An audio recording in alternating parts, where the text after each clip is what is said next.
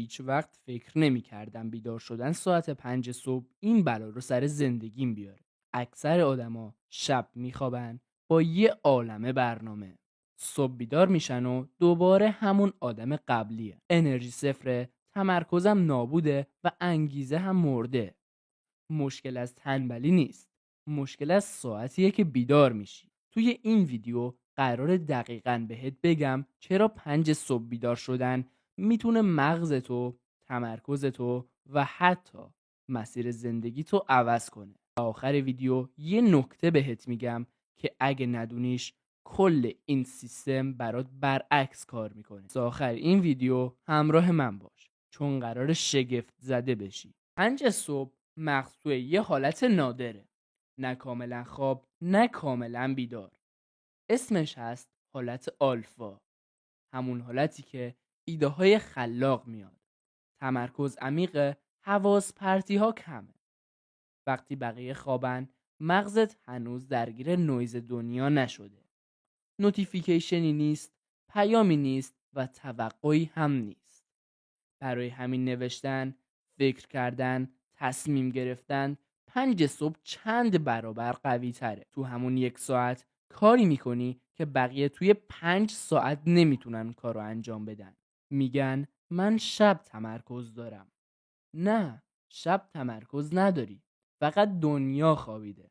ولی مغزت خسته است. هورمون‌ها افت کردن. تصمیم گیری هم ضعیفه.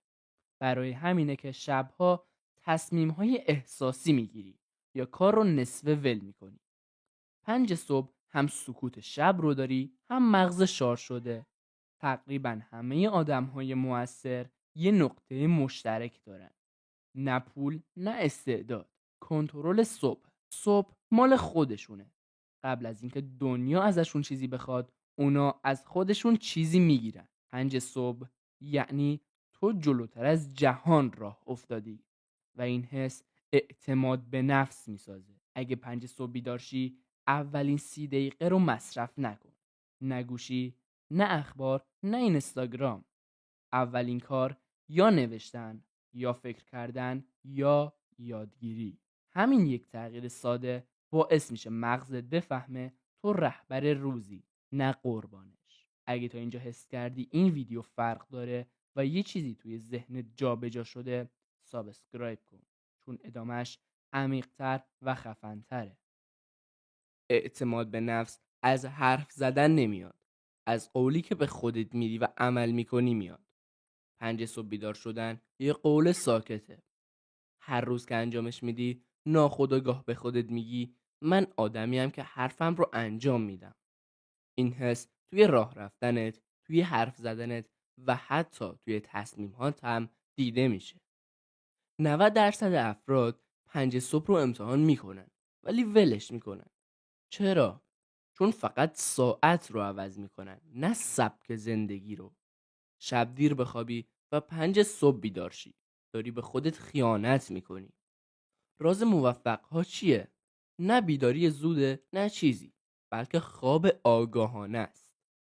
اگه هنوز داری گوش میدی یعنی جزو اون 10% که واقعا دنبال تغییره. سابسکرایب کن چون آخر این ویدیو همون نکته‌ایه که بقیه بهت نمیگن. 5 صبح بیدار شدن ریتم شبانه روزی بدنت رو تنظیم میکنه. کورتیزول درست ترشح میشه، ملاتونین به موقع قطع میشه. به نظرت نتیجه چی میشه؟ انرژی پایداره نه انفجاری. نه اون انرژی فیک قهوه که صبح میخوری و ظهر میریزه.